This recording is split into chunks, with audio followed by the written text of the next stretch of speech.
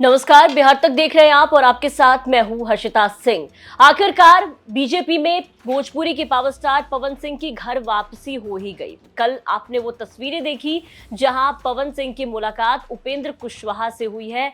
उनके साथ में ऋतुराज सिन्हा और उनके साथ विनोद तावड़े भी मौजूद रहे। पवन सिंह की मुलाकात जो है वो उपेंद्र कुशवाहा से हुई। वो उपेंद्र कुशवाहा जिनको पवन सिंह ने अच्छा खासा नुकसान पहुंचाया था 2024 के लोकसभा चुनाव में। 2024 के लोकसभा चुनाव में जब बीजेपी ने आरा सीट से पवन सिंह को टिकट नहीं दिया तो उन्होंने काराकाट से निर्दलीय चुनावी मैदान में ताल ठोका और अच्छा खासा नुकसान न सिर्फ उपेंद्र कुशवाहा को पहुंचाया बल्कि शाहबाद के पूरे इलाके में बीजेपी को पवन सिंह की वजह से नुकसान पहुंचा।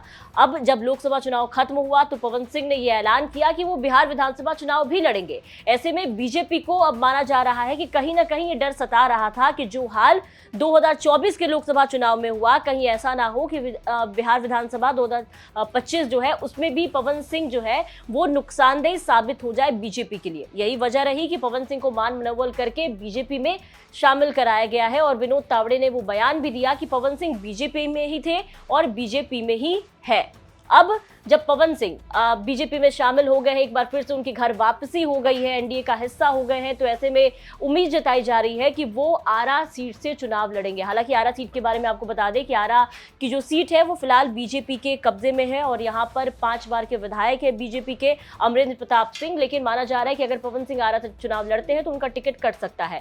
पवन सिंह के घर वापसी के साथ ही अब एक बार फिर से उनके पुराने विवाद जो हैं वो भी सामने आने लगे हैं। जैसे कि लोकसभा चुनाव में भी आपने देखा कि जब आसनसोल से बीजेपी ने पहले पवन सिंह को टिकट दिया था तो उनके बंगाली लड़कियों पे गाए गाने जो है वो काफी ज्यादा वायरल हुए और उसे मुद्दा बनाया गया। और अब विधानसभा चुनाव में पवन सिंह के एक के बाद एक विवाद जो है वो सामने आ रहे हैं। सबसे पहले आपको बता दें कि भोजपुरी लोक गायिका नेहा सिंह राठौड़ ने पवन सिंह के अमित शाह के साथ एक तस्वीर शेयर की है और साथ में पवन सिंह का एक और फोटो शेयर किया जिसमें पवन सिंह हरियाणवी एक्ट्रेस अंजलि राघव के कमर को छूते हुए नजर आ रहे हैं, जो कि वीडियो बीते दिन काफी ज्यादा सोशल मीडिया पर वायरल भी हुआ था। जब स्टेज पर अंजलि राघव लोगों से बातचीत कर रही थी माइक पकड़कर, तो उसी बीच पवन सिंह बार बार उन्हें गलत तरीके से छूने की कोशिश करते हैं और मंच पर एक्ट्रेस जो है वो काफी ज्यादा अनकंफर्टेबल भी नजर आती हैं।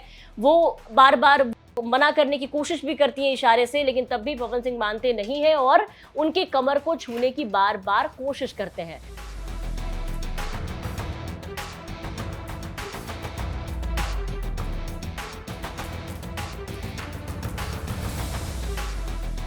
तो ये वीडियो सबसे ज्यादा वायरल था, लेकिन इसके अलावा आपको इस वीडियो में पवन सिंह के ऐसे तो पवन सिंह का विवादों से पुराना नाता रहा है और कई विवाद उनके नाम रहे हैं, लेकिन फिलहाल आपको 5 विवाद ऐसे बताएंगे जो कि पिछले कुछ सालों में काफी ज्यादा चर्चा में रहा। उसमें से सबसे पहला विवाद जो है वो अक्षरा सिंह और खेसारी लाल यादव के साथ है। अक्षरा सिंह के साथ ब्रेकअप के बाद मारपीट का आरोप लगा था पवन सिंह पर, जहां अक्षरा ये कहती नजर आई थी कि पवन सिंह ने पहले तो उन्हें धोखा दिया, रिलेशनशिप में रहे और फिर दूसरी से शादी कर ली। इसके अलावा उन्होंने ये भी आरोप लगाया था कि शादी के बाद भी उससे रिश्ते में रहने का दबाव बना रहे थे, नशे में धुत होकर के मारपीट करते थे। खेसारी लाल यादव की अगर हम बात करें तो खेसारी लाल यादव के साथ तो लगातार उनके विवाद रहे हैं।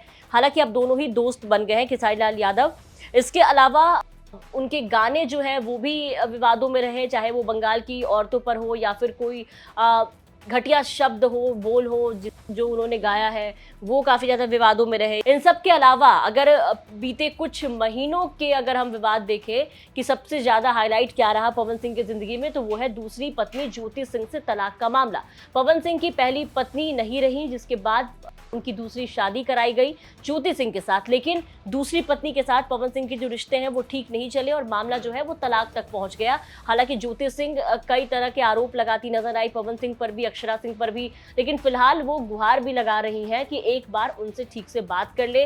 इसके अलावा आपको बता दें कि ज्योति सिंह भी लगातार चुनाव प्रचार कर रही थी 2024 में पवन सिंह के लिए। अब विधानसभा चुनाव लड़ने की तैयारी भी कर रही हैं, लेकिन फिर इसी बीच ज्योति सिंह को कोई भी समर्थन पवन सिंह का मिलता हुआ दिखाई नहीं दे रहा है। देखना होगा कि ज्योति सिंह जब चुनावी मैदान में उतरेंगी, अगर कोई पार्टी उन्हें टिकट देती है तो पवन सिंह उनका कितना साथ देते हैं और पवन सिंह को बीजेपी किस सीट से चुनाव लड़वाती है। आपको क्या लगता है? अपनी राय कमेंट करके जरूर बताएं। बिहार की तमाम खबरों के लिए बने रहे बिहार तक के साथ।